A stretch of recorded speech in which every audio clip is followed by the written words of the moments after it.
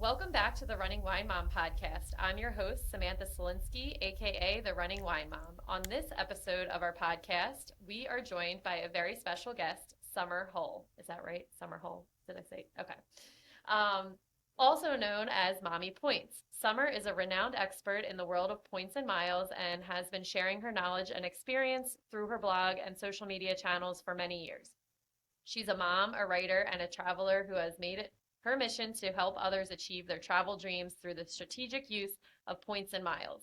In this episode, we'll dive into Summer's story, learn more about her background and how she got started in this field, as well as get some invaluable tips and insights into how to maximize your travel experience using points and miles. So sit back, relax, and join us for an exciting and informative conversation with Summer, a true travel guru. Welcome, Summer. How are you today? So good. Thank you for having me. I have never been on a podcast with wine in the title, but I feel like I was born for this. I love it. So thanks for having me. Yes. So let's start off. Each episode, we have our wine, and win of the week of the wine, and win of the week segment. This is where we share our favorite bottle of wine or drink, vent about something that has been bothering us, and celebrate our recent victories. So let's grab a glass, take a deep breath, and get started. Do you have a wine of the week? Okay, so this is going to be very embarrassing. I live in East Texas. I am easy to please, and I even drink wine that comes out of boxes. So the wine that I drink the most, I can't say it's my favorite, but the one I drink the most and buy the most is, well, rosé. But if we're going to get specific, I'll just get that Josh bottle. It's like $12. My husband's named Josh. It works out. I'm sure it's not going to win awards, but it is a winner in my pantry. I love it. And we also find ourselves with, speaking of like boxes, we do the Boda boxes a lot because we find sometimes we're going, we don't want to open a whole bottle of wine, or we go through too much expensive wine. So that's just great for a glass of wine. There's nothing wrong with that at all. All right. So what is your wine of the week? Okay, so listening, you may not know this, but we both know this. My kids won't stop being sick. It's the very end of the school year. I don't know what's going around, but something's going around constantly. So the school is calling me constantly to come get these sick children, which is why we're recording this a little bit later than expected because I once again have a sick kid at home. So that is going to be my wine with an H in the word. Yeah, and I feel as though we think after the winter we're kind of in the clear, but sadly you're not. I hope everyone gets better soon. How about for your win of the week? So win of the week would be, we just finished kind of outlining and booking the major components of a big trip to Japan for next year. Ooh, that's exciting. So I feel like I'm checking all the boxes of the name of your podcast now at this point, but yeah, so that's super, super exciting. I have been to Japan, but the kids haven't. So being able to outline taking them there largely on miles is the big win of the week. Yes, and we have our kids are young. We have a 2.5-year-old and a 10-month-old, and we have done road trips with them. We are on the East Coast, and we've seen the whole East Coast. Both of our kids have through driving. I'm so excited to talk to you about flying because my husband is just not on board for it yet with the kids, and he's like, I will drive 24 hours somewhere, but I just don't want to get on a plane with them. I'm like, they would be fine. It'd probably be easier, but I hope that he's going to listen to this so he can be convinced that we need to take a flight somewhere. Let's do it. I'm on your team. We'll convince him. Before we get into the main parts of the podcast, I always like to ask my guests, what are 3 things that you are most proud of in your life? Oh gosh. Obviously the family. I think it's easy in the travel world to not focus on like literally building a house and your kids' activities and like cooking at home. And it's really easy to be on the go all the time. And I've made a conscious effort not to be on the go all the time and to focus on them and their activities and their friends and sort of building a life here, even though here's not the most exciting place on earth. That's what we've done. And so I'm just going to say that altogether, those things equal 3, or at least close to it. If I had to add one more, it would be helping people expand their travel and do things they didn't even know were possible. And maybe that means when you go visit your in-laws, you can get your own hotel room. You don't have to sleep on their couch. Or maybe it means that you are going to Japan or Fiji or Disney World or wherever you want to go. And so obviously family's number one, but if I'm rounding up to three, then it would be being able to spend the last decade of my life helping people expand their travel dreams and make them real. And I think another thing I'm so excited to talk to you about, just in general about traveling with family, I think it's so interesting because my husband and I were huge travelers before we had kids. And so many people, once we started having kids, were like, it's over, you're done, you're not traveling anymore. And I'm like, I am bound and determined to break that mold. And then once you start actually doing it, you find that it's a lot of the lead up, I feel, is more of the pressure than actually doing it. But then also watching people like yourself just doing it and knowing that there's so many people out there doing it and it doesn't have to stop is so important.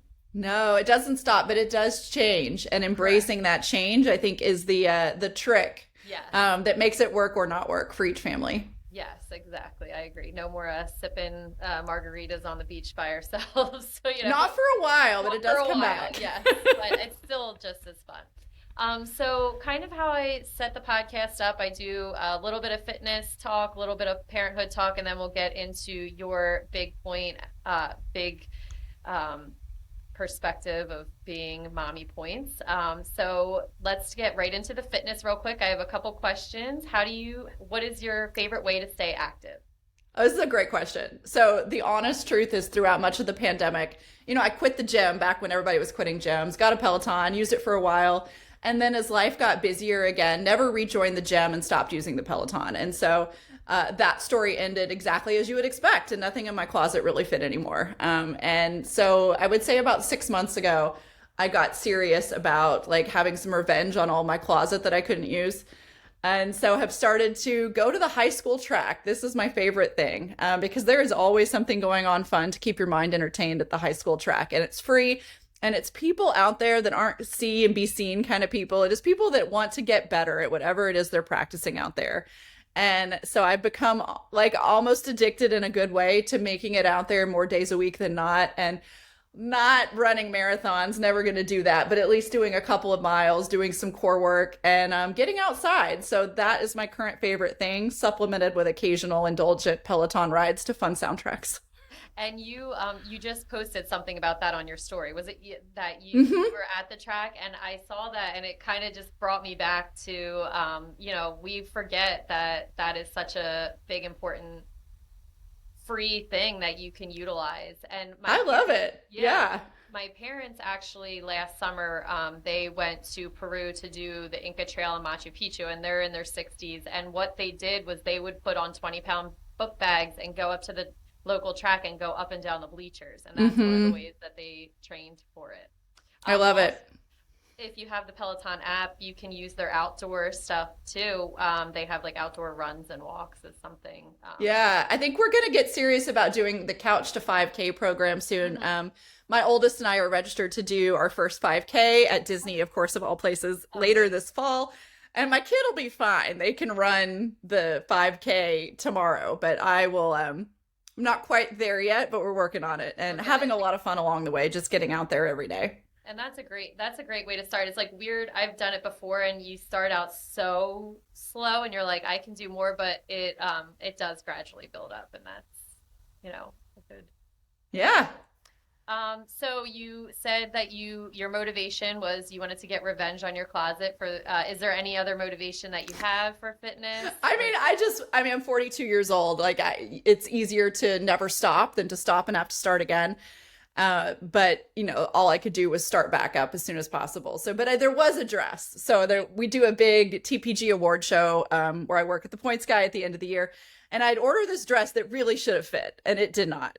And so I got another dress, like didn't do anything crazy, but I was like, this dress will fit. It's not obnoxiously small. It should fit. And so just recently, last week, I wore it to a different award show, and it was kind of like, okay, that's step one. And awesome. So yeah, like it's just, I have thank God, no big outstanding health problems. There's no reason for things to keep going in an unhealthy direction. So yeah, that's kind of how it started, but and I'm having a lot of fun with it now. What about while you travel? Is there any fitness that you do while you travel, or I know there's some people that are up early doing their Yeah, workouts every definitely day. not. Yeah. No. Some um, people like to do it through their activities of the day, which also is a great way too. yes, so I'm more in that camp. I mean, mad props to everybody who gets up early and uses the hotel gym. We recently had a retreat at TPG and everybody met and we were all staying at the same hotel. And like the number of people that were getting up to go to the gym at 6 in the morning, I was like, hats off to you, brother. I'm not that person, but I will say most of my trips are very active. So at home, if I don't make an effort, I will end up with 2,000 steps total in a day because I live in suburbia. We don't walk anywhere. But on a trip, it's often 20,000 steps a day without trying. So I think it sort of takes care of itself. And honestly, I think that's one of the reasons the pandemic was a little bit hard on my health is because I used to, in a normal world, travel so many days a month and would just naturally be more on the go. And then when the pandemic hit, that changed, obviously. And so, yeah, I was ending up with more 2,000 step days. I can totally relate to that as well. I do feel as though sometimes when you're away, you're moving more with just mindlessly moving more, which is still just Mm-hmm. as important and great. What do you wish you learned earlier in life about your fitness and health? I don't know that it was a learning issue for me. I think it's more there are seasons of life that are just hard, and the pandemic aside, like my kids now, neither one of them's old enough to drive, but they both have incredibly packed days, and I'm glad, and it should be that way. But that means that my day is incredibly packed before I get to anything that's on my personal list. And I think that there were years that that just was what it was, and being okay with it was probably the best thing I could have done. But now that they are starting to get older, and it's okay if I drag them to the track and they complain and sit there, like that's fine, they're going to live. It's taking that back, ownership in my own life back, and saying, yes, your life as my children is very important, and your life as my husband is very important. But it's also very important and okay for me to carve out 45 minutes most days, doesn't work every day, for something that's important to me. And like, we're just going to make it happen. And so I think it's just knowing when to reclaim some of your own life and also giving yourself grace in the years that aren't like that, because that's also just real sometimes. Yeah, and that was tough because I'm in the early phases of kids and I do try my best to prioritize fitness every day if I can do something, but it has been such an adjustment of Yeah. what I did before kids versus after. Now it's like, okay, I can't do what I technically want to do every day. Hmm. I got to adjust it to the way it can fit into the schedule with the kids. But Yeah, um, it's an adjustment, and it's just embracing whatever the best is for you in that phase, and mhm. that phase will change and then adjusting accordingly. And lastly, what do you have any specific relationship with mental health and fitness? I think that it definitely matters. There are some mental health challenges in my family, and we've found one of the things to best combat that is to have things you're excited about that get you moving. Bonus points if they involve other people, teams that you're on, or people that you meet up and do things with. And so, yes, I think it absolutely is essential, even when you don't want to do it. There's that whole trend on TikTok. People are like, I'm doing my stupid walk for my stupid mental health. And like, yes, get outside, get moving. Bonus points if people are involved. So couldn't be a bigger fan. I do think there is a serious relationship there. So yeah. I agree. I 100% agree. So getting into that'll be a good transition of talking about how your kids are involved in so much into just parenthood in general. What do you think the thing that you were least prepared for in parenthood was? The exhaustion. um, I had kids that didn't sleep. So rewind. All right. So I'm like 25, 6, 7. I don't know how old I was when my first kid was born, but I was like in my late 20s, I guess. And I had had a normal, happy, take care of myself kind of life. Pregnancy, thankfully, went fine. Kid was born, everything went well. And then we're going back for a checkup like 3 days after she was born. And it's around Christmas. So we had to do the checkup at the hospital because the pediatrician's office was closed. So we literally were dressed head to toe in Kansas City Chiefs gear because we had always watched football on Sundays. My husband's from Kansas. And so we were dressed in our Kansas City Chiefs gear. We thought this was going to be an in and out appointment. And then we would go back to our normal life watching football on Sundays. We get there and the kid starts vomiting blood in the hospital. And at first we think it's spit up, but then it progresses and we go from like a normal newborn checkup to being sent down to the ER to being told a helicopter is on the way to take her to the children's hospital. And all of that when we really literally thought we were going to pop in and go back and watch football. And if that wasn't a metaphor for what entering parenthood was for me, then I don't know what is. It was strap in, hold on. Your life is not yours all the time anymore. And what you thought was going to happen and just you're going to integrate this human into your existing life was not our reality. And my kid was fine. After 3 days in the NICU screaming, the doctor was like, well, we know her personality now. I'm like, what do you mean? She was sick. And they're like, there wasn't really anything wrong. Like there was something wrong, but there was no like actual big thing wrong, which is great news. But she spent 3 days crying and scaring the pants off of us. And 13 years later, she's a theater kid. So go figure. Oh my gosh. That is funny to think about on the other end of it. Yeah, exactly. It's but it was trial by fire. And she was in pain. And I think she was in pain for a lot of her first year of life with tummy stuff and didn't sleep and cried a lot. And so we didn't sleep and cried a lot.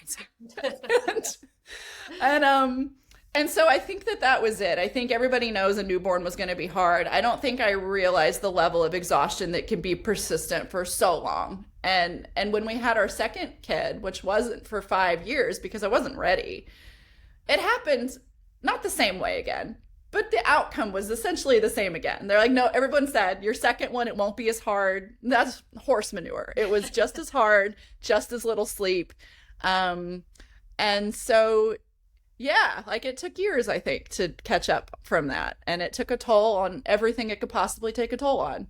Yeah. Worth it, but it was hard. That was, I mean, when I had my daughter, I was blindsided by the exhaustion part. And I literally remember thinking, all of my friends got this little amount of sleep. Like, what? How? It's a lie. Some of them sleep. It really is. Yeah, yeah, you're right. Some of them do. So if you're listening to this and you're like, oh my God, that sounds awful. I'm never doing that. That isn't everyone's experience for that long, but it can happen. It happened to us twice. And we did hire a sleep consultant. We had my parents coming over to take 3 hours of a night shift so we could rest. Like we literally did everything you could do. But that was the hardest part. So 2 kids is the firm limit here in this household. Same. We've done it too. What is your favorite thing to do with your kids? Oh, well, I have a few. So the travel related one is we absolutely love Disney. And I didn't grow up loving, I went to Disney once as a kid. Like I didn't grow up as a Disney adult or someone obsessed with this place, but became that way with my kids. And it's because we have so much fun, not only in the parks and they're so inclusive and welcoming, but we have so much fun planning when we're still at home. Like we will watch all of these YouTube videos about it, where to eat, what we're going to ride, the whole thing. We'll plan it all out and we'll have just as much fun before the trip ever starts as we do there. And so that's one of them. Another one is just watching stupid shows on YouTube. And this started during the pandemic for us. So whether it is like one of those failed at bake shows or a Disney related thing, or some of these like challenge videos that all these families do where they're doing gymnastics challenges and stuff. We have a lot of fun watching shows in the evening. We just took our kids to Disney in November. So my youngest was 4 months old, and then my daughter was 2 years old, and almost 2 years old. And everyone again was like, "Why? Like they're not going to remember anything." And I totally relate to the planning of it. Was so much fun. And I mean, I can't tell you how many YouTube videos I watched about Plus and like all that stuff. And I felt as though it went very smoothly when we got there because we had planned so much, but I could not believe how inclusive it was for little kids. Like my 4-month-old went on almost every ride with us, with obviously not like Guardians of the Galaxy or anything like that, that was just something really And the cool. baby care centers, like, Yes, the baby care center was wonderful. And I don't think a lot of people know about that, honestly. I know they are kind of off the beaten path. So Yeah. there, now anybody listening knows, but the baby care centers are a great place to nurse, to rock your baby, to change diapers, to just like be in some AC with your little kids for a minute. I mean, we haven't been in a long time now because my kids are big, but back when they were small, we could have memorized in each park where they were, and they were a great place to reset, clean up, and then go again. Yeah, they were definitely a save like a saver for us and just in Mm-hmm. general to have somewhere that was like not in a regular restroom or something like that. 100%. Um, so what do you think that your parenting style is? I'm very involved in some ways, and then I'm very hands off in others. I think that you learn by doing, and you learn by making your own choices. But I'm also do my best to keep them on the right path and the right activities. I think there's huge value in having good friendships, and they don't naturally happen today the way they did when I was a kid in the same way, unless you just get lucky and you happen to live in a neighborhood where there's a lot of kids about your age. And so I do take more of a hands-on role in trying to make sure that they have some good friendships. But then, beyond that, it's like, I'm not checking your folder every night. Like, you need to tell me what is going on that you need help with. And so it's a combination of hands-on and like also not a micromanager of all things. It's good balance, it seems. It's a good balance of paper, right? Like, Yeah, obviously, I'm sure it goes off the wires sometimes in practice, but like, it's my overall philosophy. Don't die, don't be isolated. But there. then, like, the little stuff you need to keep me in the loop on. Yeah, and it is hard. I am a high school health and phys ed teacher, and I see the conversations are so different than they were, like just in general, having conversations with other people. I used to come into class and you'd have to say, "Okay, everyone, quiet down. Like we're gonna get started." And now it's like you walk in, you're like, "Okay, everybody off your phone. Take your Yeah. earbuds out." Like, can you talk to somebody next to you? Do you, Yeah. make a friend? Uh-huh. Yeah. The friends are make or break. And that is true on vacation. I'm big on vacation friends, but it's obviously even more true in your real life. And so that is one area I do try to take a more active role. I wish I didn't have to. I wish I lived in a neighborhood where there was abundant kids, but that's not true. So Yeah. and I Right. think Okay. friends are just so important. And to round this out, what is one piece of advice that you would give to other parents? Be okay with change. Like, your life when you have kids is going to change. It's not going to end, but it's going to change. And then it keeps changing. Just as soon as you get a handle on this baby, they start moving, and you get a handle on that, and they start preschool and you get a handle on that. And then they have like activities and homework and personalities, and just embracing that, like, every year or two, you kind of are living a new chapter of life with your kid for a long time. And that's awesome. And it literally, on the whole, does just get better so far. I've only made it to chapter 13 with my oldest, but it does just get better, but it is always changing. And so the more you can be okay with that, I think the better experience you're going to have. That's wonderful advice. I love that. All right, so you are Mommy Points, the Points mom. Tell me, how did this come to fruition? What did you, I am just obsessed with the fact that, I followed the Points guy for a while, and I I think I'm not informed about points. I'm still very confused about them, and I just try every time to like look and be like, okay, what do I have to do? But how did you get involved in that? I think it's so amazing. So that's exactly how I got involved, because it is points and miles. You can go as deep as you want. And like, the deepest levels are only right for a small number of people. But like, the easier wins and the wading pool of points and miles, if you will, it's for everybody. And that is how I got started. So I had a normal job. I was a social worker. I got my master's at NYU. I racked up miles flying back and forth Texas to New York when I lived there. And then I graduated, and I was broke and had student loan debt from NYU and a social work salary, which is not a high salary for anyone who's not familiar. So I was broke. I could barely afford anything, but I could afford to go to Hawaii using my miles that I had racked up while living in New York. And that was the beginning of a beautiful relationship with points and miles. I no longer was living in New York after that, so I had to find another way to keep earning miles because I was hooked. And credit cards was the easy solution. And so that's what I did. And back then, you could get a lot of points just by buying a stick of gum on your credit card. So it was pretty easy game. And I just played it personally for my own travels for years and had a social work career. And then years went by. I had my first daughter. I was married by this point, and my husband, I think honestly, was just tired of hearing me talk about the next points of miles deal. He's like, enough. You should blog. This was like over a decade ago. So he's like, you should blog. Like, I have a 1-year-old in a job. When am I supposed to blog? Right. But he kept at it, and he set up a site. And one day I did it just to say, like, I've done it. Like, I can't do this. I don't want to do this. But I did like it. It was fun. And so I wrote another one, and I wrote another one. And somehow, and I don't even honestly know how people started finding it, because this does not start off as a business plan or a career. This was like a personal blog.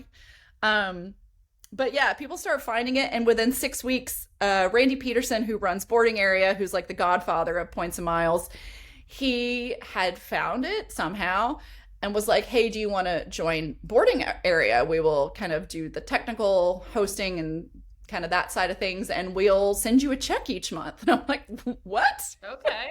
Okay. And not too many weeks after that, Travel Channel found it, probably because it was on Boarding Area at that point, and they asked me to do some videos with them on how to save money traveling as a family, which was another mind-blowing moment. Like, what? And so, yeah, so for about a year, I continued blogging on lunch breaks, nights and weekends, and I had my normal job and my toddler. And a year in, it was like, I can make this switch. And so I did, and I have been at this ever since as a career. It's like a dream come true of, just working hard and just getting lucky too. Yeah, I mean, frankly, it like at the time, it was a bunch of single guys largely who worked in consulting jobs or jobs that just naturally had a lot of travel. And so when they needed to redeem their points, they needed that one first class ticket on Lufthansa and they could leave in 3 days, and they were racking up points and miles on someone else's dime. And none of those things were true for me. And so the stories I shared were very different. And the site was called Mommy Points just because my husband came up with it, and that's the site he set up for me. I would not have picked that name probably if I was planning this in advance. It worked out because it was so different from everybody else. But what was interesting about my site was that the readers just as frequently didn't have kids as did. Like, it was not a family travel site, although my family often traveled with me, so there was that. But it really was how to do points and miles in a normal life with normal travel goals. And that was just really different from what people were doing at the time. So I did it for 7 years there. And then the Points guy and their team approached me to buy it in like 2017. And they were being acquired by Red Ventures at the time, which is the parent company of TPG. So it took a while, but eventually it all went through and my site was sort of merged into theirs. And I've had a different job there every year. But for the first year or so, I was building up their family travel vertical, and it was really cool. So that's sort of how I got to where I'm at. It was a lot of work, but it was also just right place, right time. Yeah, that's amazing. That's just, again, as a newer mom, that's something that really just attracted me to the thought of, okay, you can do this, but you can do it with points, you can do it without points. Yeah. It's just something really cool to be able to help so many other people with. What do you think the most memorable trip you've taken, either with or without points, with your family is? Well, my favorite spot on earth is Hanalei Bay on the north shore of Kauai. And I think that will probably be the favorite travel memory I have as well. We've been there a couple times with the kids, so all the trips kind of merge into one in my head. But my memory is being there at sunset. It's golden. The waves are coming in. The kids are playing with each other. They're building sandcastles. They're in the waves. There's green mountains behind us. And it's just perfect. And that is sort of the destination and the travel memory that is my favorite. And we've been lucky enough to have it a few times, and hopefully we'll be able to have it some more. So If you haven't been to Kauai, the North Shore, you should definitely go at sunset, go to Hanalei Bay, and hopefully you'll have sort of a magical evening as well. Sunsets are so magical. To kind of shift right back to the points, what do you think do you have any tips on how to earn and redeem points effectively? What do you think your biggest tip for that is? Just start. You can always learn more, get better, get another card, get another type of point and mile. But the biggest thing that you can do is just start if you haven't already. Some people are still earning no rewards with their everyday spending. And that is leaving money on the table. Even if all you do is get a 2% cash back card, that is 2% more that you could do with the money that you're spending every day than you're doing right now. So do something. But if you know that you want to use your rewards for travel, then get a card that's going to be a good travel card. The easiest one to suggest is the Chase Sapphire Preferred. It's been my number one recommended card for 14 years. And it probably will continue to be for some time. And what makes it great is it does have some bonus categories. So you are earning at a faster rate on some different categories like dining and travel. But what the points can do is really the magic part, because you can just use them at a flat 1.25 cents each to book your travel in their site like you would on Expedia. And if that's all you do, that is still a big win. Yeah. But when you're ready, you can go deeper and you can transfer their points to partners such as Hyatt and United and Southwest, amongst others. And what I like about their lineup of partners more than some others is that they're easy. I mean, you can get more rewarding stuff with some international programs, but that's not where anybody starts. Right. So start with the US programs you probably are already familiar with, and those points can go to those programs. So I just start, and if you don't know where to start, Chase Sapphire Preferred is great. If you don't know that you want to even travel, you can get a cashback credit card, and that works too. What do you think that the biggest mistakes people make when it comes to points? Just not starting. I hate to give the same answer, but there's no bad use to your points. I mean, there are calculations you can do for better returns when you use points versus cash. You can get fancy with it, but it doesn't matter what you use your points on. If it's something you want and that you don't have to spend your cash on, then you're winning. And so like if you start earning rewards and you use them, then you're going to want more and you're going to get more sophisticated probably with how you use them. But even if you don't, it doesn't matter. Just start and keep some of that cash in your wallet and start traveling in a way that is hard to believe it's real and sustainable until you've done it for a while. But I've been doing it now for probably 20 years. And it is real and it is sustainable and it unlocks a whole world. I have to share a funny story with my husband had points. I forget what credit card it was, but you can get like certain things with your points. And he was looking on, I forget what a site. He's like, oh my gosh, they have these shatterproof wine glasses. We should totally get them. And I'm going to use my points for it because I have enough. So I'm like, cool. I've never heard of this. We get them. They are literally plastic wine. Oh no. Well, they're not glass. Plastic wine, whatever cups. And we pull them out of the box and he's like, oh my gosh, I can't believe I just spent, whatever amount of points we thought they were these like high tech, certain kind of glass. And that was our biggest mistake with our points. I mean, a lot of people do use their points for merchandise, right? Yeah, and your return, if you start doing or your return per point or whatever, it's usually not the best use. But if you had loved those non-breakable wine glasses, then it would have been great. It's just they were crappy. We were so excited. We were We're like, oh. So how has you kind of talked a little bit about your experience working with the Points Guy, but what are these different jobs that you do in it? You said you've had a new one every year. How can you? Yes. So it's never boring. Working for myself was never boring, and working at a big fast-paced company is also never boring. And so I first came on, I ramped up family travel coverage, focused on that for about a year, 18 months. And then went a little broader and started running their travel team. So not just family travel, but like hotels, destinations, things like that. Did that for another year or so. And then the year after that, I was over their credit card and points and miles vertical, which at TPG is obviously a big focus.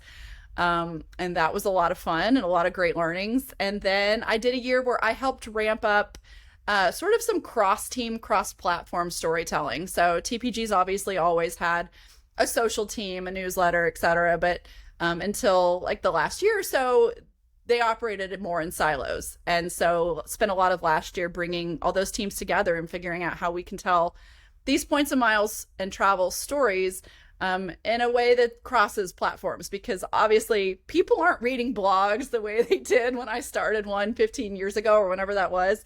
That demographic now watches their content largely, but our site was structured around a world where people read the written word. So trying to bridge all of those gaps has been one of my jobs. And now this year I am running what we're calling our trending team, which is stories that are either already trending out there or things that we hope to create and make trending. And that is both written stories, but also increasingly short form videos, newsletter stuff, etc. And if I've learned nothing else at TPG, is that the people that work in this space are just fantastic people. And my favorite part of my job is the people I work with and the people that we create content for. So, yeah.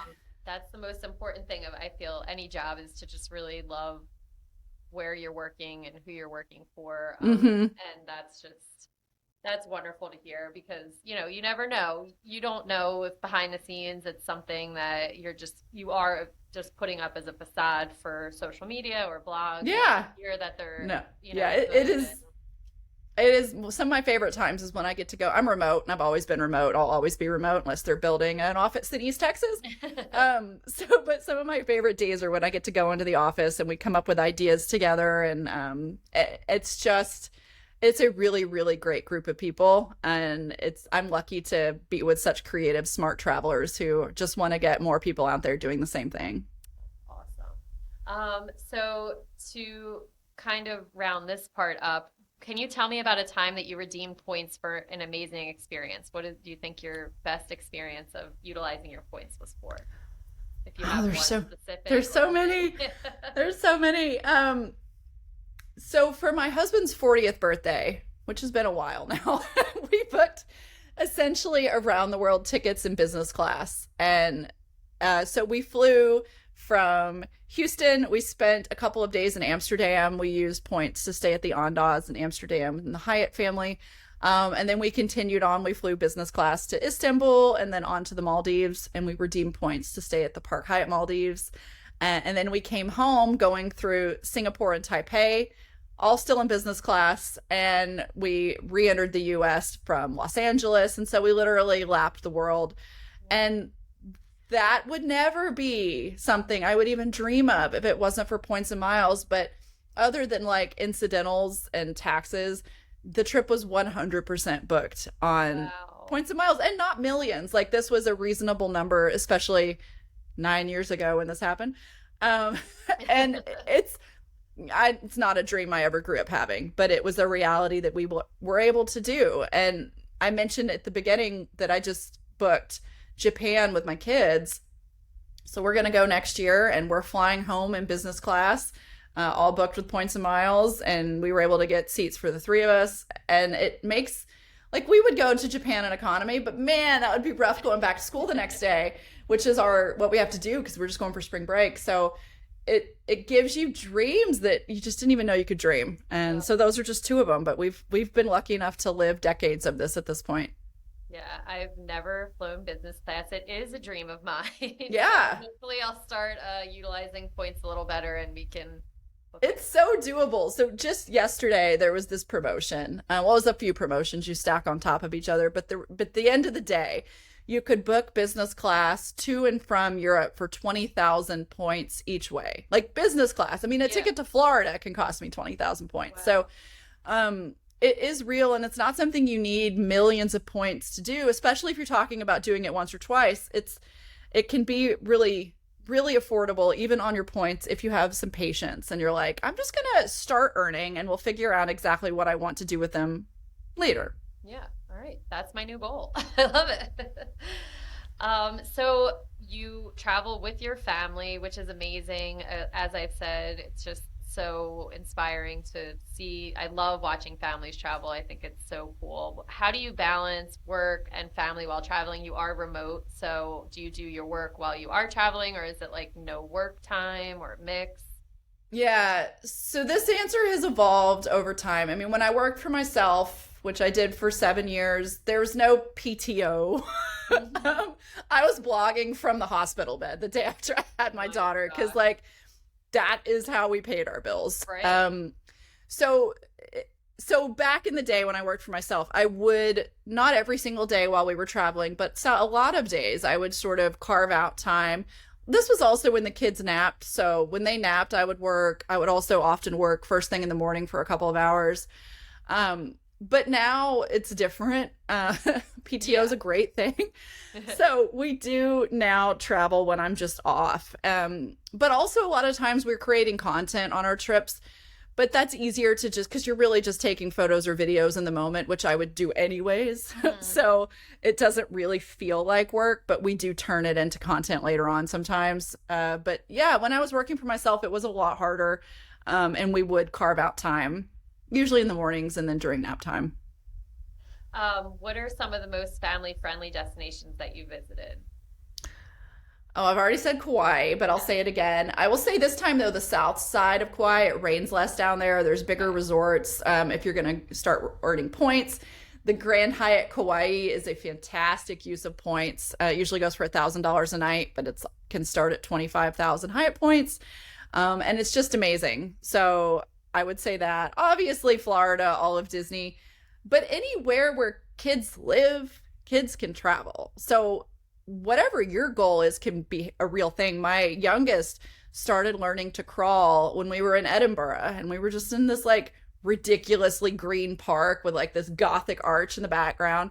And I have a photo of her starting to learn how to crawl, and we were in Scotland. So it's wherever you want to go, you're going to find a way to make it kid friendly enough. If kids live there, they can travel there. That's But if you're looking for an easy way to start, then a resort with great pools is like my shallow end of the pool recommendation, to make things easy the first go around. No, yeah, but I think that approach is so, I mean, I think people think inside of a box of Hmm. where you can and can't travel to a kid or with a kid and Yeah. saying, if kids live here, you can travel here. And it's so true because they're obviously, if there's children growing up in the area, there has to be something for them to do, right? Yeah. I mean, we just went to New Zealand. It was a, God, I don't know, 16, 17-hour flight.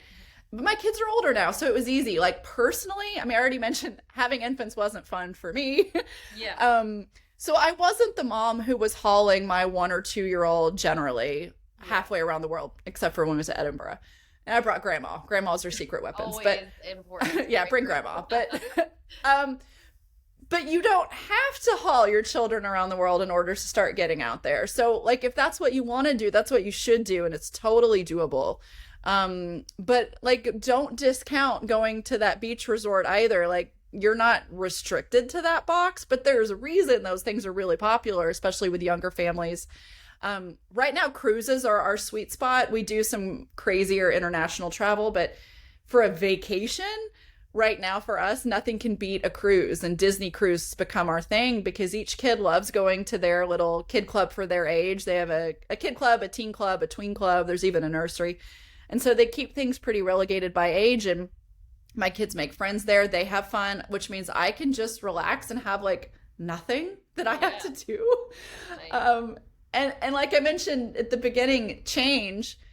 I know that's time limited. Probably in 10 years, Disney Cruise will not be the thing I want to do once or twice a Right. year every year on vacation. But like right now it is. And so we're embracing it. We're booking as many as we can. And that's where we're at. And so I think just whatever it is that sounds doable and fun to you is where you should be going. And then that'll change. Yeah. And so, well, my next question was going to be about keeping them entertained on long flights, but I did want to, with New Zealand, I was going to ask you about New Zealand in a little bit. So, my cousin lives in New Zealand in Hawke's Bay, and which is about an hour flight from Auckland. And so I am right outside of the Philadelphia area. So I visited him like about 10 years ago, which again, New Zealand is just amazing. It's so amazing. So beautiful. We flew to California, which was like a 5 hour flight, and then our flight to Auckland was another, I think, like 18 hours, and then another hour to Hawke's Bay. And as an adult, I found that to be a little stir crazy. So, how did you keep your kids entertained on that flight? I mean, I know I remember we slept a lot on it. Yeah, I was gonna say you might hate my answer. So, sleep. Yeah. They watched a lot of shows too. I mean, there was in seat entertainment, so they did that. I think I watched all of Lord of the Rings or something. But this is one of the reasons why I am serious about points and miles is because it makes long haul travel so much easier. So on the way there, we used miles to fly in United Business Class, and we slept. And on the way back, we actually did something slightly more interesting. We flew back on Air New Zealand, and we booked what they call a sky couch. And so the kids shared one and I had one. My husband flew back on a different flight in business class because he's fancy. But but we did the sky couch, and what it is essentially is it's 3 economy seats, but they have these special footrests that flop up and it makes a lie flat bed, quote unquote, or couch. I think I just saw that recently. Yeah. Yeah. And it's priced cheaper even than premium economy. So obviously it's an upcharge over normal economy, but it's by no means the price of business class, and it's not even the price of premium economy. But what it makes is a lie flat bed, and they bring you like real blankets, real pillows. Wow. And so we slept a full night coming back, and that leaves you with some time to kill, but like a reasonable number of hours. So that's how I kept my kids entertained at this age. It was a lot of sleep. When they were younger, we would pack goodie bags, and about every hour we would have another little like dollar store level activity or toy or gadget or whatever to pull out, like a Mary Poppins bag of tricks, snacks, My Little Pony back then on repeat. So when they were littler, you're really thinking in 30-minute increments, and you just stick with one thing as long as it's working. And you have a lot more stuff in your Mary Poppins bag. And that's a lot harder. It's doable, but it is a lot harder than now. At this age, they're 7 and 13, and I just try to get them to be in a seat where they can fall asleep, and they usually do. Yes. I love that idea of the Mary Poppins bag. I've seen different things where it's like you have, if you go on a road trip, but obviously it would be the same if you're going on a flight where it's like every hour you get something different, and you kind of make it fun, but it doesn't have to be that involved. You just literally can just have a bag of different things. 100%. And one of my favorite things, if you have a flight this summer coming up, is those like doodle sketchboards they have on Amazon. They're like $10. Yeah. They're like LED sketchboards. And we don't use them at home, but like on trips, especially when they were a little bit younger, it was like this magical toy. So yeah, things like that, and just stick with one as long as it works. Don't move to the next one until you have to, and then move on, and you'll eventually land and get there. And what advice would you give to parents who are hesitant to travel with young kids, or kids in general, no matter what age? Start small. Like, you don't have to start with a halfway around the world, big city European adventure. Start small. And maybe for you, that is driving to a resort that's 2 hours away. Maybe it's the nearest beach. Maybe it's an amusement park, theme park. That's all travel. Anything that is getting out of your own backyard is real travel. Don't let anybody tell you differently. Our trips to Disney are real travel. And they're really fun too. They're different than like Europe, but start small and get that win under your belt. When my kids were younger, we did a lot of road trips to this Hyatt resort in Texas called Hyatt Lost Pines. It's outside of Austin. And we would go there at least twice a year when they were young, and we would stay for a couple of days and do all the on-site resort activities. That doesn't sound fun to me anymore because we're not in that phase anymore, but there was a good 5, 6, 7 years where that was our type of fun, and it was manageable and doable. And then we evolved from there. But find that Hyatt Lost Pines for you, and start with that.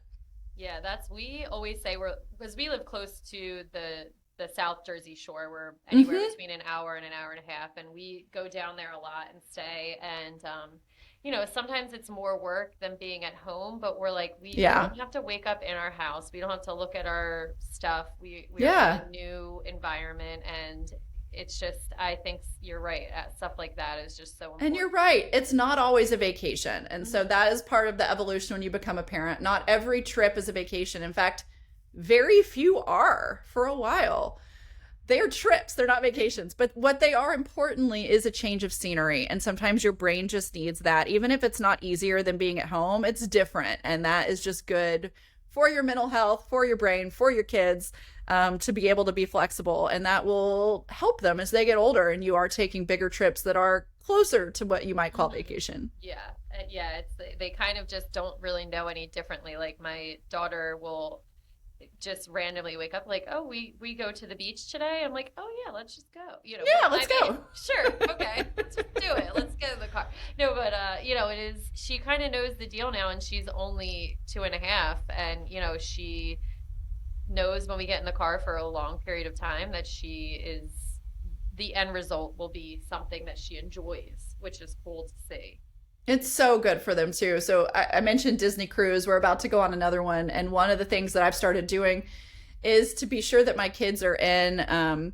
There's so for each Disney cruise, there's a Facebook group, unofficial, but Mhm. somebody on every cruise ends up setting one up. And so we join those. And the reason why is because what often happens is that the parents try to get the kids to meet each other before you ever get on the ship Oh my because it's gosh. so important to have vacation friends on a cruise once you're a certain age, as that's what makes the kid clubs fun or not as fun. And we did have one post pandemic, like one of our first or not whatever, post pandemic in quotes, cruise, where that didn't happen. And I think that part of it was just kids weren't used to kidding. Right. So, Yeah, they and weren't. and They the kind of cruise as a forgot. result, yeah, exactly. So, and the cruise wasn't nearly as fun for anyone when the kids didn't have friends. And so I've been really aggressively involved ever since then. And my youngest is 7.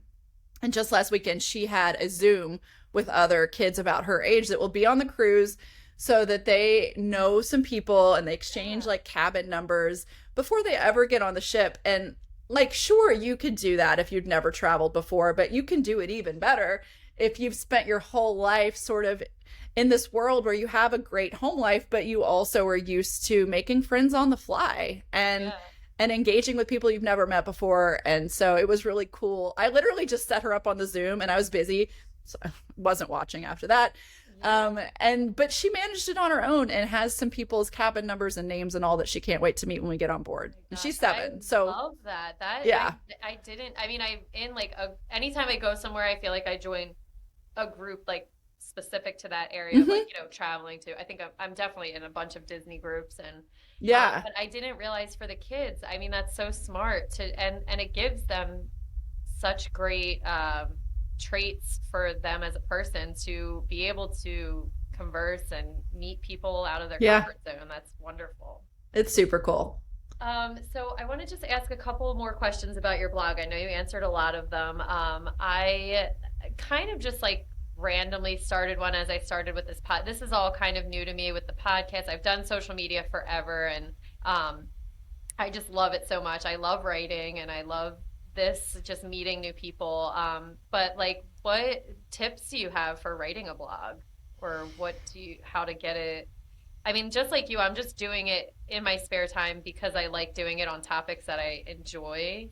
But what do you think your tips for writing blogs would be? Yeah, I think that's it. Like having a topic that you enjoy, that you have your own perspective and tips on is all people really want. And while how people consume content obviously has evolved and will always continue to evolve, at the core of it what they want is generally the same thing. It is a good story and or tips that might be applicable to their own life. Hmm. And with a blog you have the freedom to sort of like jump between all of those things, and that's what I do on social media too, like, and it's never going to be some huge influencer count, which is fine, but it is always going to be somewhere that I mix in sort of my story with tips, and that is what I would recommend for people who have a blog. Pick it in an area that you have something to say, and then don't be afraid to mix some of yourself and your life in there, because people do want to connect. They do want a story. They do want a human. And if they didn't want that, they're going to just go to a big aggregator of information anyway. Yeah, I totally agree. I know it's so the joy of doing it, and you can definitely relate to that, is so nice. And then sometimes once you feel like it has to be structured, especially with Instagram, it gets to be like you have to have a certain algorithm for people to watch, and people, catch them and grasp them. And I'm like, I just want to show what like I enjoy. And I think that's so important for people to, kind of have.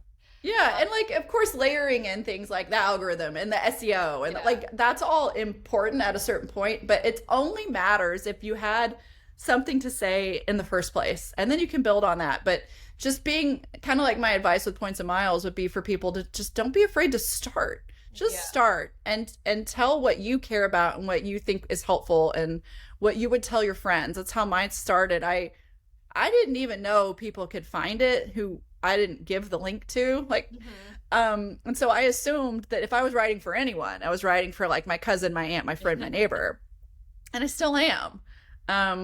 So yeah. Yeah. What do you have a specific maybe blog post that you can think of that's most meaningful for you that you Yes, it doesn't exist anymore though. Oh, no. So there's like there's the downside of working for a big company. I mean, they do have to lean into SEO and the Google, and they do purge old content at times in order to keep the new content easier for Google to index and find and optimize and yada yada yada. So I don't think that this post still exists, but it was on I think it was titled like the $23,000 flight that earned no miles. And it was told on one of my oldest daughter's birthdays about the time that she was life flighted to the NICU. And it sort of explained why we go so big on birthdays. Right. Because they're not guaranteed. And like, let's celebrate this year that we've all made it through together, especially my God, when they were young, it really felt like we had made it through something. So so it was obviously a super personal story of what the introduction to parenthood was like and why we do go so big on birthdays. And it was one that was not going to make any money or win on no one's searching for that. It's not going to win some SEO award. But it was a story that like felt really important and to tell. And then we certainly got a lot of like really great feedback from folks who read it. And that was probably the one that stuck with me the most. I'll have to find it in an archive somewhere one day. But yeah, and I think generally speaking, if I gave you a list of top 10, most of them would be stories that were stories, more so than like tips or a list. Yeah. I mean, I love the, not that I like love the headline of it, but it is it's so true. And it is so real of someone, who you see now with your kids and happiness probably. And then it's like, but you really don't know the stress that came prior to. What you see is an excessive birthday. What you don't see, unless you know, is like, why? How did that happen? And like most things in life, there is a reason. And it really shaped a lot of what we became as parents from that point forward. So do you guys travel anywhere specifically for kids' birthdays, or do you? Yes. Yeah. Tell me a little about that. So almost everybody in my family is born in December, January, and they're mucked in with Christmas and all this. And so we just do the best we can with those birthdays, which is most everybody's, except for my youngest daughter. Her birthday is in July and is like one of the only summer birthdays in our family. And so for her, we started going to Disney when she was little. At first, we went for her second birthday, and I think her third as well, because you're free until you're 3. So it's like, let's just do it right now. It's cheaper. And we didn't stop after then. But because it's summer break, it's often we will just time it that way. And we do go big on birthdays still to this day. And so when we have birthdays at home, they end up costing a pretty fair amount of money. Yes. Let's put that money into a trip some years. I mean, some years we do the whole big class party, whatever, but other years we put it into a trip. And so this year we are doing the same thing, and we're going to be meeting friends at Disney World, and we're going to be doing a slumber party because my friend who's meeting us also has kids who love Disney, same age, and they're friends with my kids. So we're renting a suite with Disney Vacation Club points, and we're going to do a slumber party and have a pool, late night swim. And yeah, it costs more than like renting the trampoline park, but like not that much more. Yeah, we're my son turns 1 next month and we just like are calculating the numbers for everything and I'm like, "Oh my gosh, we could have went Uh-huh. away for this, for first, okay, it's fine, but after that, like we Yeah. always talk about we're like, let's just go somewhere instead." Yeah, and we mix it up. I mean, we do want her to have some memories of like the friend parties back at home. Right. So last year we didn't go to Disney for her birthday, but we do more often than not. And like, yeah, if you're gonna spend whatever it is that birthdays cost in your area, make sure you're spending it in a way that you like. And for us, we Yeah. really like Disney. Love that. My husband is like a Disney lover and I like it too because of him, but he's like way more into Disney than I am and he just wants we already have our, next thoughts of when we're going the next time and everything and I just Yes, I love it. yeah. Um so to get kind of back more into the traveling, what do you think some of the most underrated travel destinations are? Well, so I found one that I'd found in the pandemic that was obviously already very popular in a lot of circles, but not known beyond those circles, was 30A in Florida. And it's back in the era where you were trying to find places that were open that you could get to by car, and it's in the Florida Panhandle, essentially, sort of between Destin and Panama City. And it is just this magical place where there are no chains, basically. In some of the communities, you get around by golf cart. Some of them you don't. One of the communities looks like you're in the Mediterranean in Greece. And I think that people who live in like Tennessee, Georgia, Florida, especially those that were like upper middle class or higher, they knew 30A, but it wasn't so known beyond then. And once I started telling people about it and we went, everybody who I know who's gone and tried it has loved it. So Yeah. we are overdue to get back. But 30A, I think. I just heard about 30A like within the last 6 months, and I actually, I have it as something to talk to you like just quickly about because it's it's been on my radar just because people are like talking about going. Yeah. There. Like, where is this place? I've been to all these other places in Florida, but I definitely have that as a place for us to go. It's great. So awesome. It's a place you're going to need to rent a condo or a house. Yeah. But there's great food. The beach is gorgeous. Mm-hmm. And it's called 30A because that's the road that goes through there. It's like County Road 30A. But there are communities about every mile. It's a whole different community with a whole different vibe. And what's funny about 30A is people that have been going for years, they'll have this one community that they're like, I only stay in Alice Beach. I only stay in Rosemary. I only stay in Seaside. But we've stayed in a different one every time. We think they're all great. Some are more expensive than others. But it's a really cool spot for a really interesting beach vacation where you can travel 1 mile and be in a town with a whole other vibe. I love that. Definitely adding it to my list. And to go from warm to cold, I saw that you teach your kids they ski. Mm-hmm. That is something that I regret never learning how to do, even though I went to college in the Pocono area, which, is all skiing, but I want my kids to learn how to do it. We were never allowed to when we were younger because my parents always thought we would get hurt for athletics. And how did you guys get into that? And So growing up, my parents would drive through the night from East Texas to Colorado. My mom was a school teacher, so when she would get off school on a Friday afternoon, they would start driving, and we would get to Colorado sometime the next day, and we would go straight to the mountains. I mean, as kids, we would sleep in the car, but as adults, they were driving through the night. And I guess we would probably do this mostly on long weekends, but that we would ski all day Saturday, ski all day Sunday, and then they would just start driving through the night home the day we had to get back, and that's what it took for them to make those trips happen. So I grew up skiing like twice a year, often with cousins on a cousin trip. And it was only possible because my parents were willing to stay up all night and drive from Texas to Colorado. I am not that hardcore, so thank God for points and miles where you can just get on a flight and you'll be in Colorado 2 hours later. But it remained a priority for me, and especially when we are lucky enough to be able to take those trips with cousins. It is something that was so enjoyable and meaningful in my childhood that any year that I can make it happen with my kids, even though it looks different, we're not caravanning generally. the outcome is the same of having them grow up with that love of mountains and multi-generation family trips. So if you're looking for a place to start, my favorite spot for families new to the sport is Keystone in Colorado. They have this like tagline, or they did at one point, that they're not family friendly, they're family focused. And it's really true. It's not just like we're going to make it easy for families. It's like families are our business, and it is designed around that. So there's also a Hyatt Place right there to use points at. It's really affordable comparatively to some of the big name resorts, and a great place to start. Love it. So when you guys do travel, how do you figure out where you're going to travel next? Is it just kind of you throw something at a dartboard? That would be good. We should do that sometime. Yeah.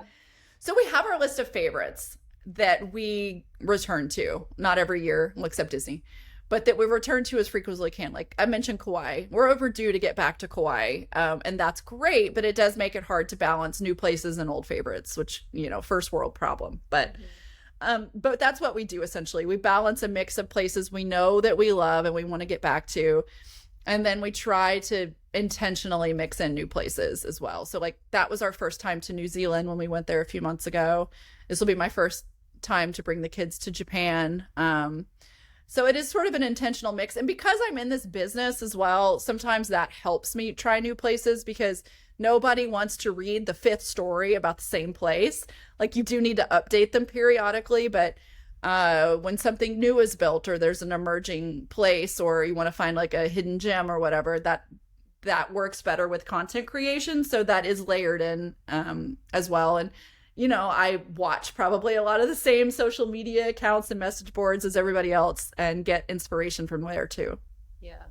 How about, do you have any tips on traveling with someone with a limited budget? Go ahead. Sorry. Yeah, definitely. So don't discount flying. My parents won't mind me saying, they won't listen anyway. They don't listen to podcasts, but they wouldn't mind if they heard. I mean, they definitely are on a fixed budget.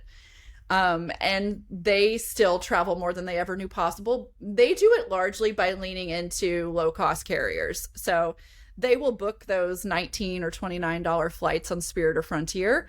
And they have one next week to Vegas where they're going to stay at somewhere like Bally's that's like $30 a night, with the resort fee that's even higher than that. But, their lodging will be under $100 a night there probably. Their flights were probably $20 or $30 each way there. They're going to pack in a backpack, and they're going to have a great time. So, traveling by ground transportation is probably where most people's mind goes first for budget travel. And that is a great place to start, especially if you live somewhere where trains and buses are a real thing. But flying, especially if you're okay with taking one of the low-cost carriers or jumping on a sale and doing basic economy on the legacy carriers, you really can fly for $20 or $30 each way if you've got some flexibility and you don't have an ego about what kind of plane you're getting on. And I don't. We fly Spirit and Frontier sometimes too, just if it's a trip that otherwise doesn't fit in our budget, but we want to go and that can make it happen, then like that's what we do. Yeah, we're only 10 minutes from the Trenton Airport, which flies all Frontier, and I've never utilized, because we're also close to Philly and Newark, and even JFK isn't too far from us. But I keep saying, I'm like, we need to test out Frontier, and it's not for anything other than we just forget to look at it in that sense.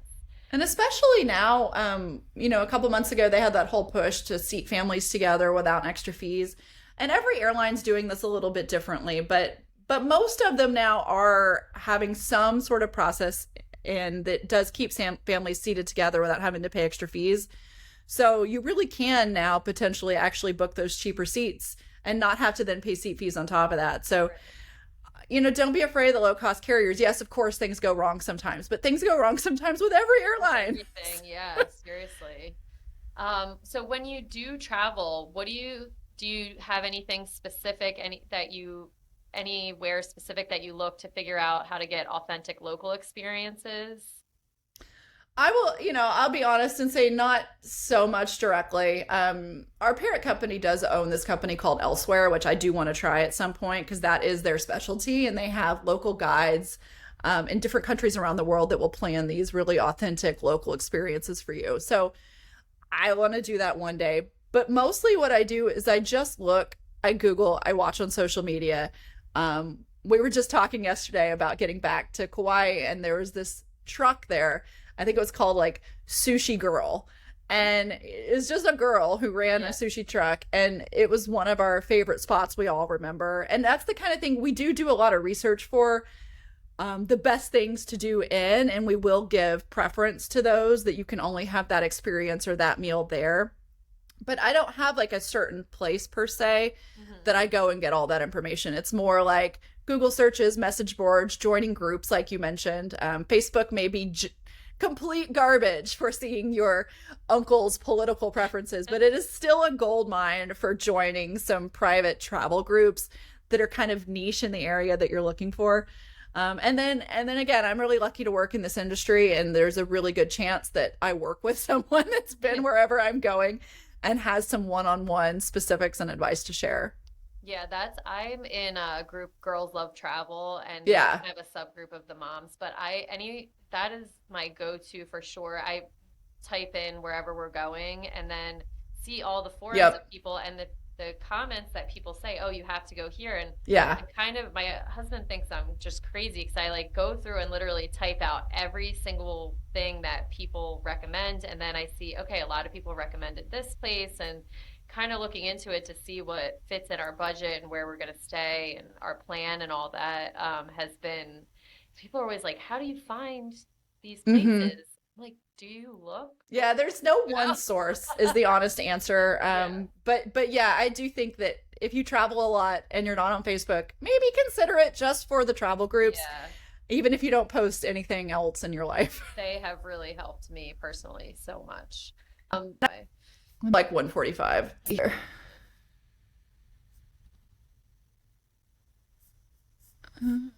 Okay.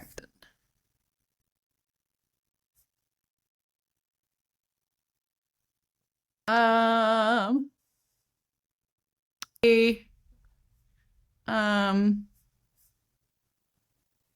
Perfect amount of time. Okay. All right. So can you tell me about what some of the most unique accommodations that you've stayed in are or was for somewhere that you've been?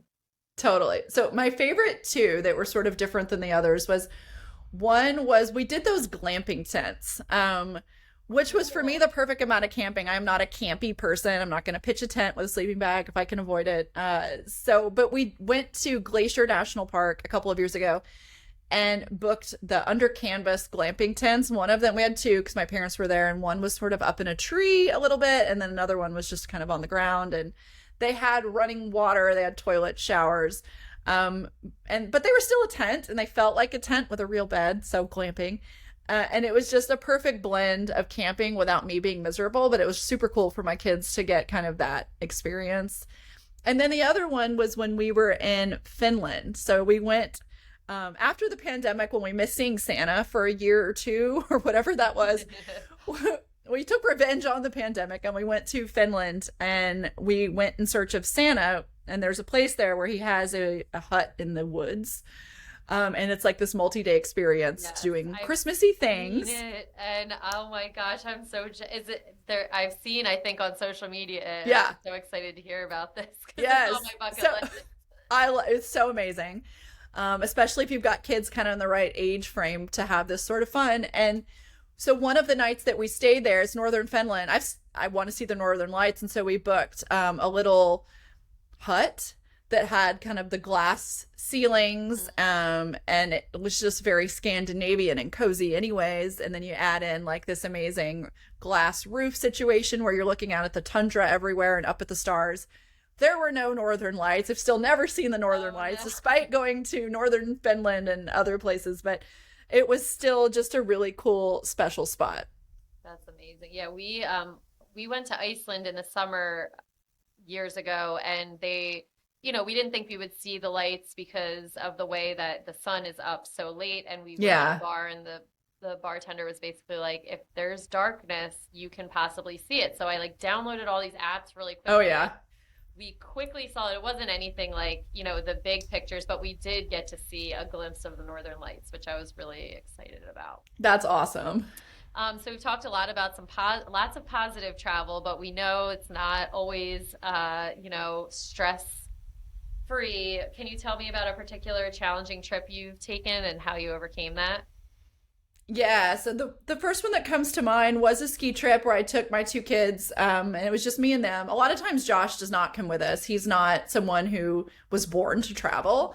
Taking one or two trips a year is enough for him. And when the kids were younger, he would come along more to help. But as they got older and we didn't need him there, it's worked much better for our family to have him just do the ones he wants. So he wasn't on this trip. And the kids were younger and I got really sick. And so I'm on this ski mountain, like unable to walk, sick, and I have two young kids. And I really wasn't sure how I was going to take care of us or get us home. I luckily, friends in travel are just the best friends on earth. So I did have a friend that was on the verge of flying there, just to help me get home. And thank God, like over the counter stuff worked at the last minute. But that was like a really shitty feeling. And I think if you travel enough with your kids, somebody's going to get sick. And if you travel without another adult, sometimes it's going to be you. And then there is no adult. And we were at a St. Regis on points. So we were in a great spot. But like, I didn't have the money to extend the stay. And I didn't have the money to like afford room service for every meal. Right. So yeah, that was a low point. But like we made it, and thank God for over-the-counter medicines and friends that are willing to help if they need to. I'm glad you survived. Yeah. So obviously you did that you just said you travel a lot just by yourself with the kids, but what are some of the most important things to consider when you're traveling with them? When it's just us? Yeah, or in general with kids. I think in general with kids is to make sure that everybody has something for themselves. So there's something everyone's looking forward to in the trip. Otherwise, what's the point? Like, you have the wrong mix of people coming if there's not something everyone's excited about. So helping or having them get involved in the process of planning is important. Making sure that there's something on the schedule for you as the adult is also important. We used a lot of kid clubs when my kids were younger, just so that my husband and I can have like a minute to do something we wanted to do. So I think that's part of it. And then I would also say, whenever possible, have enough space for everyone at night. And sometimes that's not possible with the budget, and you need to just all share a standard hotel room, and we still do that too. But sometimes it is not really more money necessarily to look into an alternative accommodation. So either you're sharing an Airbnb with another family, which is what we do on ski trips a lot, or looking into condos, or recently we've gotten heavier into renting Disney points when we go down to Disney World so that we can book multi-bedroom things. So if it's just me and the kids, we're easy in a normal room. But once you start expanding beyond that, like if you can have space for everyone, that really does help make the trip a little bit more fun. Yes. Well, oh my gosh, you've given us so much amazing information. Just to kind of close out on all of this, what do you think, if you were to kind of put everything together, your biggest tip for someone starting out, traveling with family, maximizing points, going somewhere with family? I know you kind of touched on all of these before, but if you could kind of just condense it into something simple for everyone to leave with, what do you think? Yeah. So it would be, don't let fear stop you from getting out there. Yes, your baby might cry on the plane. Yes, somebody might get sick on the trip. Yes, you may get there and the hotel or whatever you're doing isn't as nice as it looked on Instagram. That's okay. That flight is going to land. You're probably never going to see anyone on that plane ever again. Whoever's sick is going to probably get better. And if you have a really crappy travel experience because of the hotel or the destination or whatever, you now have a story and you now have a mistake you're never going to make again. And so just don't be afraid of what could go wrong, because that's going to be okay. And no one's ever going to be able to take away from you all the things that go right and all the memories that you make along the way.